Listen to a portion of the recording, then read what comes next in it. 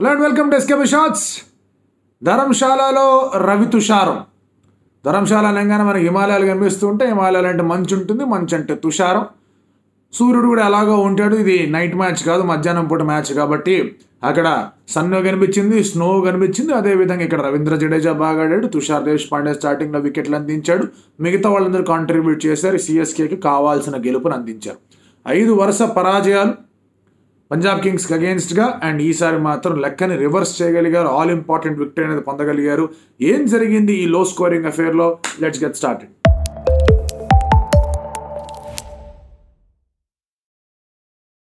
Point ఇక్కడ ధర్మశాల అనే వికెట్లో మనం ఎప్పుడన్నా కూడా మాట్లాడుకునేది ఏంటంటే ఆల్టిట్యూడ్ మీద ఉంటుంది. సో దానివల్ల మంచిగా టైం చేస్తే బాల్ గట్టిగా ట్రావెల్ అవుతుంది. This is what is a known fact. దానికి తోడు పిచ్ కండిషన్స్ మీరు చూస్తే కనుక at out set of it ఇది చాలా అద్భుతమైన పిచ్ లాగా కనిపించింది. బట్ చిన్న హింట్ ఆఫ్ టర్న్ అనేది ఉంది, చిన్న very little hint of turn అనేది ఉంది. అలాంటి హింట్ ఆఫ్ టర్న్ అనేది ఉందంటే కనుక సిఎస్కే చాలా డేంజరస్ ఫెలోస్ అవుతారు. ఈ శాంట్నర్ అనేది ఇన్స్పైర్డ్ పిక్కా లేదంటే కనుక డెస్పరేట్ పిక్కా అనే విషయం మనం పక్కన పెడదాం. But Santner was suppose to complete పోతే మనం ప్రివ్యూలో కూడా మాట్లాడుకున్నాం. ఎందుకంటే నో శ్రీలంకన్స్, పతిరాణా లేడు, తీక్షణ లేడు. సో గ్లీసన్ ఎలాగో ఆడాలి. తుషార్ దేశపాండే వెనక్కి రావడం అనేది చాలా పెద్ద హెల్ప్ అయింది. తర్వాత మీరు అబ్జర్వ్ చేసుకుంటే సిమర్జిత్ని కూడా ఒక అద్భుతమైన రీతిలో అతను ఇంపాక్ట్ సబ్గా తీసుకొచ్చి అతను వికెట్లు అందించాడు. బట్ బ్రాడ్లీ శాంట్నర్ రాక అనేది చాలా పెద్ద ఎత్తున హెల్ప్ చేసింది 2 విధాలుగా కూడా. ఒకటి బౌలింగ్ పరంగా డెఫినెట్లీ ఎస్, రెండోది బ్యాటింగ్ పరంగా కూడా అది ఎలాగో మనం మాట్లాడుకుందాం. Toss expected Ruturaj Gaikwad is not going to win tosses. So toss అనేది పోయింది. అండ్ అక్కడి నుంచి మీరు అబ్జర్వ్ చేసుకుంటే రహానే స్టార్టెడ్ వాళ్ళు మంచి ఆఫ్ డ్రైవ్ కూడా కొట్టాడు, బాగానే ఉందనుకుంటున్న సమయంలో వెరీ గుడ్ ఇన్ స్వింగర్. దాంతో రబాడా క్యాచ్ పట్టాడు మిడ్ వికెట్లో, రహానే అవుట్ అయ్యాడు. రహానే అవుట్ అయిన తర్వాత డారెల్ మిచెల్ 1 డౌన్ వచ్చాడు. ఇక్కడ తేడాలు చేయలేదు ఈసారి సిఎస్కే బ్యాటింగ్ ఆర్డర్లో. They cent in Daryl Mitchell. First 4 ఓవర్లు క్వైట్గానే ఉన్నా, నెక్స్ట్ 2 ఓవర్లు బాగా పరుగులు రావడంతో 6 overs they were 60, 10 runs per ఓవర్తో ఆ పవర్ ప్లేని ముగించారు.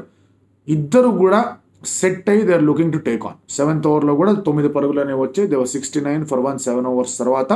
ఆ తర్వాత స్ట్రాటజిక్ టైమ్అవుట్ అనేది వెళ్ళింది. స్ట్రాటజిక్ టైమ్అవుట్ తర్వాత మొత్తం మారిపోయింది. ఎందుకు మారింది? రాహుల్ చహర్ వచ్చాడు. ఏం చేశాడు రాహుల్ చహర్ వచ్చి? ముందు లెంగ్త్. స్పిన్నర్కి ఎప్పుడన్నా కూడా నేను చెప్తూనే ఉంటా, length is very very important. ఎందుకంటే లెంగ్త్ ద్వారా మీరు బ్యాటర్ ఫుట్ వర్క్ని డిసీవ్ చేయొచ్చు. ముందుకు వెళ్ళాలా వెనక్కి వెళ్ళాలా అనే ఒక డబుల్ మైండ్లో పెట్టచ్చు. దాంతో పాటు టర్న్ అనేది వచ్చింది. కొంచెం టర్న్ వచ్చినా కూడా batsmen will play fall shots. అదే జరిగింది. ముందుకు వెళ్దాం అనుకున్నాడు, వెనక్కి వెళ్ళాడు. బాల్ కొంచెం వైడ్గా కూడా వెళ్ళింది. కట్ చేద్దాం అనుకున్నాడు, కాస్త స్పిన్, కొంచెం bounce, edge and wonderful catch, out. Ruturaj Gaikwad out. Ruturaj Gaikwad wicket అనేది చాలా ఇంపార్టెంట్ వికెట్. సిఎస్కే బ్యాటింగ్లో బాగా ఆడి సిఎస్కే బ్యాటింగ్ ఒక గాడిలో పెట్టిన బ్యాటర్ ఎవరు అంటే ఇద్దరు, రుతురాజ్ గైక్వాడ్, శివం దుబే. వాళ్ళిద్దరూ వర్ష బాల్లో కొట్టారు. శివం దుబేకి దిష్టి తగిలింది, అందులో డౌటే లేదు. అనొచ్చు ఏం ఆడాడు స్పిన్ అని. ఈ సిరీస్లో ఈ యొక్క ఐపీఎల్ ఎడిషన్లో 26 6లు కొట్టాడు. లాస్ట్ 2 మ్యాచ్లో డక్అవుట్ అయ్యాడు. లేదంటే ఒక 5 6లు వేసి 4 6లు వేసేవాడు, 30 6లు కొట్టేవాడు. సో లాస్ట్ 2 innings 26 6లు మర్చిపోకూడదు. Having said that, Rahul Chahar and అలాగే హర్ప్రీత్ బ్రార్ ఇద్దరు కలిసి ఒక పర్ఫెక్ట్ లెంగ్త్ అనేది వేయగలిగారు. అదేంటంటే ఫుల్ వేయలేదు, మరీ షార్ట్ వేయలేదు. సో ముందుకి రాలేడు, వెనక్కి రాలేడు. ఈ బాల్ కూడా మీరు అబ్జర్వ్ చేస్తే at the out side the short ball లాగే కనిపిస్తుంది, కానీ అంత షార్ట్ బాల్ కాదు అది. అందుకే బాల్ కాస్త స్పిన్ అయినప్పుడు తను కట్ షాట్ కొట్టినప్పుడు ఆ బౌన్స్ని సరిగ్గా జడ్జ్ చేయలేకపోయాడు. ఎందుకంటే లెంగ్త్లో బోల్తా పడ్డాడు కాబట్టి. దాంతో శివం దూబే అవుట్. సడన్గా 2 వికెట్లు పడిపోయి రవీంద్ర జడేజా వచ్చాడు, మోయిన్ అలీ ఆడుతున్నారు. వాళ్ళిద్దరు కొంచెం స్లోగా ఆడే ప్రయత్నం చేశారు. It was important Moeen Ali ఆడుతూ ఉండడం. అక్కడ ఆల్రెడీ మనం చూసాం సమీర్ రిజీ ప్యాడ్లు వేసుకొని రెడీగా ఉన్నాడు. వామ్మో ఇదేంట్రా గోలా, ఈ పరిస్థితి ఏంటి, మళ్ళీ ఇక్కడ తేడాలు జరిగిపోతాయా, what is this even happening? ఎందుకంటే వీళ్ళ దగ్గర బౌలర్ షాట్ మీరు అబ్జర్వ్ చేసుకుంటే they're completely bowler short CSK. Last గేమ్లో కూడా వాళ్ళు రిజ్విన్ తెచ్చుకున్నారు. అదే వాళ్ళకి పాపం ఇబ్బంది అయింది వాళ్ళకి ఒక మ్యాచ్లో. So they did not want to do that. So అలాంటి పరిస్థితుల్లో సరే మోయిన్ అలీ అండ్ జడేజా కుదిరినంత వరకు దాన్ని ముందుకు తీసుకెళ్లే ప్రయత్నం చేశారు. మోయిన్ అలీ అవుట్ అయ్యాడు. శామ్ కరణ్ అక్కడ బాగా మధ్యలో బౌలర్ని బాగా రొటేట్ చేయడం, ఆ తర్వాత షార్ట్ బౌన్సర్స్ని బాగా అందరూ యూటిలైజ్ చేసుకుంటూ ఉండడం, దాని ద్వారా వికెట్ పడడం కూడా కనిపించింది, అయ్యింది. మోయిన్ అలీ అవుట్ అయిపోయిన తర్వాత ఇదేంటి పరిస్థితి అని అనుకుంటున్న నేపథ్యంలో they did not do anything else. వాళ్ళు సింపుల్గా శాంట్నర్ పంపించారు ఒకనొక దశలో. శాంట్నర్ వెళ్ళాడు. శాంట్నర్ తర్వాత మీకు తుషార్ అంటే శార్దుల్ ఠాకూర్ వెళ్ళాడు. శార్దుల్ ఠాకూర్ తర్వాత ధోని వచ్చాడు. సో ఈ రీతిలో వాళ్ళ బ్యాటింగ్ ఆర్డర్ మార్చారు. రహానే, రుతురాజ్ గైక్వాడ్, డారెల్ మిచెల్ తర్వాత, శివం దూబే తర్వాత ది హ్యాడ్ జడేజా. ఆ తర్వాత మీకు మళ్ళీ మీరు అబ్జర్వ్ చేసుకుంటే కనుక the just held back MS Dhoni. ఎందుకు హోల్డ్ బ్యాక్ చేశారు ఎంఎస్ ధోనిని, ఏంటి రీజన్ అని మనం మాట్లాడుకుంటే కనుక ఎంఎస్ ధోని నీ అనేది పూర్తి స్థాయిలో కాంట్రిబ్యూషన్ అనేది ఇవ్వట్ల. That is not helping him. So అతను లాస్ట్ 2 ఓవర్లు ఉండగానే వచ్చే ప్రయత్నాలు చేస్తున్నాడు. లాస్ట్ 2 ఓవర్లు ఉండగానే ఆడతాడు, లేదా లాస్ట్ 2.5 ఓవర్లు ఉండగా వస్తాడు. అది కూడా అతను నీ సహకరిస్తే. రాలేదు అంటే కనుక డెఫినెట్లీ ఆ నీలో ఏదో ప్రాబ్లం ఉంది. దానివల్ల your sending everybody ahead of. So Santner రావడంతో ఏమైందంటే Santner and Jadeja partnership middle ఓవర్స్లో మీరు అబ్జర్వ్ చేస్తే 6 ఓవర్స్లో 60, 15 ఓవర్స్ తర్వాత 170. సో 9 ఓవర్స్ 57 వికెట్స్, 57 రన్సే వచ్చాయి, 5 పోయే వికెట్లు, 5-6 వికెట్లు పోయాయి. సో ఈ నేపథ్యంలో they needed to get a move on. అలాంటి మూవ్ ఆన్ అనేది జడేజా అండ్ శాంట్నర్ అనేది ఇచ్చారు. జడేజా శాంట్నర్ ఇచ్చిన తర్వాత సరే మీకు శాంట్నర్ అవుట్ అయ్యాడు. తర్వాత మీకు శార్దుల్ ఠాకూర్ వచ్చాడు. శార్దుల్ ఠాకూర్ బాగానే తగిలించాడు. శశాంక్ సింగ్ ఒక క్యాచ్ డ్రాప్ చేశాడు, 6 పంపించాడు ఆ బాల్.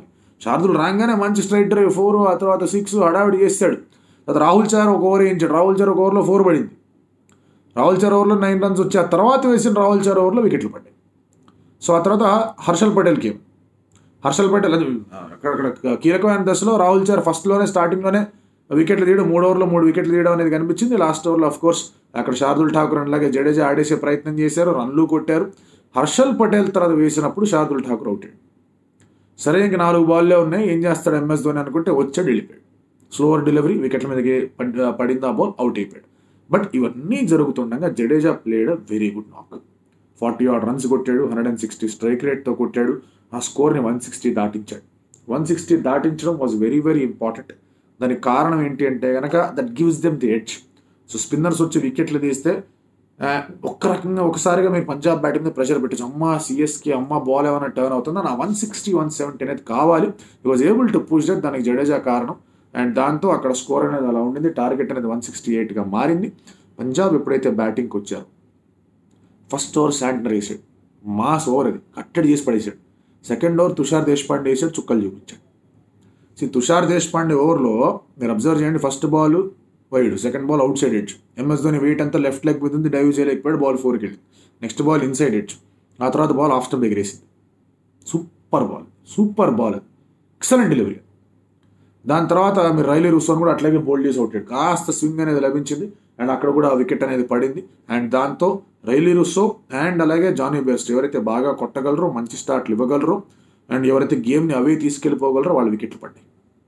శాంట్నర్ బౌల్డ్ వెల్, 2 ఓవర్లు వేసాడు. సరే గ్లీసన్ వేసిన ఒక ఓవర్లో 15 రన్లు వచ్చే Shashank and Prabh Simran counter attack చేశారు. తుషార్ దేశపాండే చేత ఇంకో ఓవర్ వేయించారు, ఆ ఓవర్లోనూ కౌంటర్ అటాక్ చేసేసారు. స్కోర్ అనేది ఓకే ఫైన్, 46 for 2 దాకా వచ్చింది. ఏంటి పరిస్థితి, కొట్టేస్తారు అనుకున్నారు. జడేజా వేసిన ఓవర్లోనూ రన్స్ వెళ్ళాయి. ఎలా బ్రేక్ చేయాలి, ఏదో బ్రేక్ చేయాలంటే మళ్ళీ శాంటా వచ్చి వికెట్ తీశాడు. ఆ బాల్లో ఫ్రంట్ ఫుట్టర్ ఫుల్లర్ లెంత్ బాల్ని కొట్టాడు Shashank.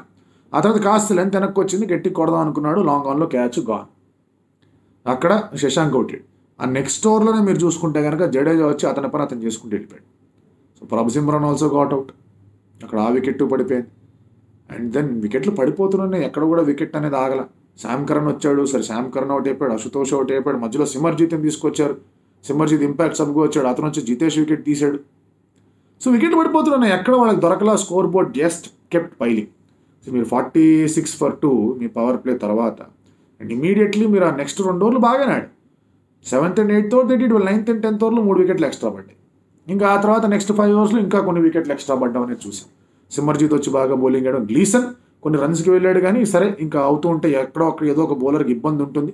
But Gleeson needed to have bowled, ఎందుకంటే వీళ్ళు లేరు, ముస్తఫిజుర్ లేడు, పతిరణ లేడు కాబట్టి అతనే డెత్ బౌలింగ్ చేయాలి, అతనే స్టార్టింగ్లో బౌలింగ్ చేయాలి కాబట్టి ఆగారు. శార్దుల్ ఠాకూర్ని ఎక్కడో 18 ఓవర్లు తీసుకొచ్చారు, అతను వచ్చి హర్షల్ పటేల్ని ఎగరేసుకుని వెళ్ళాడు. తర్వాత మీరు ఓవరాల్గా అందరూ బౌలింగ్ పర్ఫార్మెన్సెస్ అనేవి బాగుంది. యాక్చువల్గా చెప్పాలంటే అశుతోష్ క్యాచ్ అనేది ఇచ్చాడు, మోయిన్ అలీకి అది డ్రాప్ అయింది, పెద్దగా ఎఫెక్ట్ పడలే. జడేజా బౌలింగ్లో నెక్స్ట్ ఓవర్ ఎగిరింది ఆ వికెట్ కాబట్టి ఎటువంటి ప్రాబ్లం కూడా రాలేదు అక్కడ.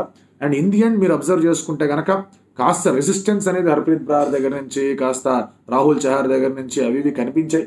ఆడే ప్రయత్నం అనేది చేశారు, బట్ అంత పెద్దగా అవేమి లాస్ట్ అవ్వలేదు. అండ్ లాస్ట్ ఓవర్లో 36 పరుగులు కావాలి, 1 వికెట్ ఉంది. There is no way that they were able to win this. అదే ఒక శశాంక్ సింగ్ ప్రామిస్ చూపించాడు. యాక్చువల్గా శశాంక్ సింగ్ అతని పని అతను చేశాడు. ఆ తర్వాత ప్రెషర్ పెరుగుతుందేమో అని ప్రభ్ సిమ్రాన్ అవుట్ అవ్వడం, తర్వాత శామ్ కరణ్ అవుట్ అయిపోవడం, దాని తర్వాత జితేష్ దగ్గర నుంచి పర్ఫార్మెన్స్ రాకపోవడం.